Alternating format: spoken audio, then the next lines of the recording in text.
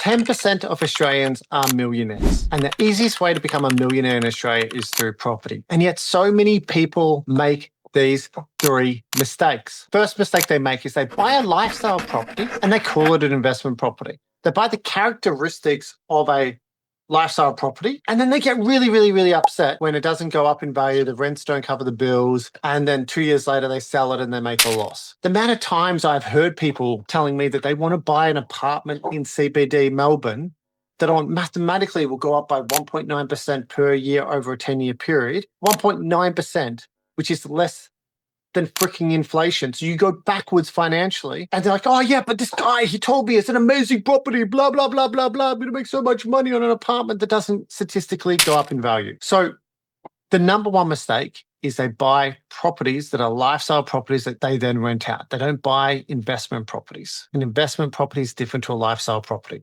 Now, disclaimer, I own an apartment. I own actually two apartments. I combined them into one. That's worth what, $4 million? And yet it's less than 10% of my total property portfolio. So do I care it doesn't go up in value? No, I buy it for lifestyle reasons, not to put all my assets or my number one asset being a property that is terrible. The number two mistake that I see people make all the time when it comes to property is they do this flip. They go, I'm going to buy a house, I'm going to renovate it, I'm going to flip it. And mostly they're tradies. Most of the time they are tradies and they're like, I'm good with my hands, I'm going to make blah, blah, blah. I'm going to do this flip and I'm going to make all this money. And what generally happens is at the same time as them doing that, their business tanks, the business goes backwards, the business makes bugger all profits or loses money, and they put all their time and energy into this renovation and barely does it go up by more than what the market goes up by in that period of time. So again, I'm like, what are you doing? It's the wrong freaking strategy. You don't flip properties and expect to make money because everyone on the internet says it's possible. Yet I look at thousands and thousands of tax returns over the last 10 years, over the last 15 years, and barely ever have I seen people make money from flipping properties. And the third thing that people get wrong is you've got to hold it for the property cycle. So each area is different. I get it. Melbourne, think about Melbourne last 2 years, property prices have gone down, come up a little bit, and we're just at that point of hitting records in some, not all suburbs, but some suburbs. But people don't hold the properties for the full cycle. So if you think about like Perth has gone phenomenally well post-COVID. The 10 years prior to COVID, Perth did nothing, absolutely nothing. You wouldn't want to have invested in Perth 10 years prior to COVID. Right now, you invest in Perth. I mean, I've invested in Perth, made hundreds of thousands of dollars, easiest money ever, because I jumped in at the right time. Now, today, would I invest in Perth? No. A couple of years ago, really easy decision. Same with Adelaide. You think about Adelaide. Adelaide did bugger freaking all before COVID. Then COVID happens and everyone wants to escape Melbourne, which is fine. I get it, right?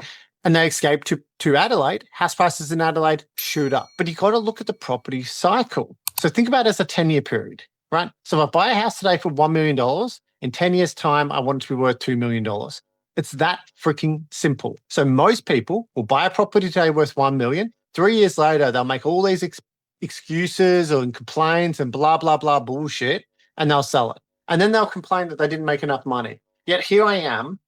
I've got over 22 properties, over $50 million worth of property. And I'm telling you right here, the easiest way to make money in the property market is buy a property in the right area for the right price and hold on to it for 10 freaking years. It isn't that hard. The number one advice that I give people all the time, the number one advice to make money in property is just be in it long term.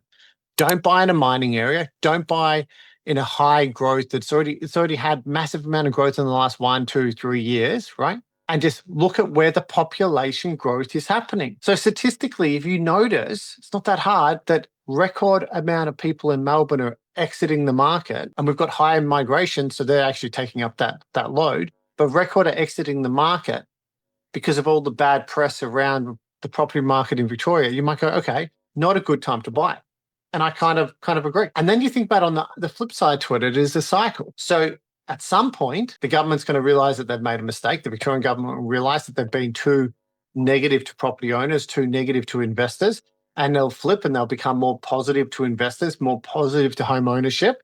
And then the price rise will start happening and kick off again. So when you're thinking about investing, You've got to make the right choices for the right reasons. I can tell you right now, you are not an expert at property just because you bought one house and you held on to it and went up in value. So don't believe you are. Don't let your ego get the better of you. Take the right advice, buy in the right area for the right price, hold on to it for 10 years, and you'll make an obscene amount of money. Property investing in Australia is easy when you do it the right way. I'm Gary Brown. Keep investing and take control of your financial future.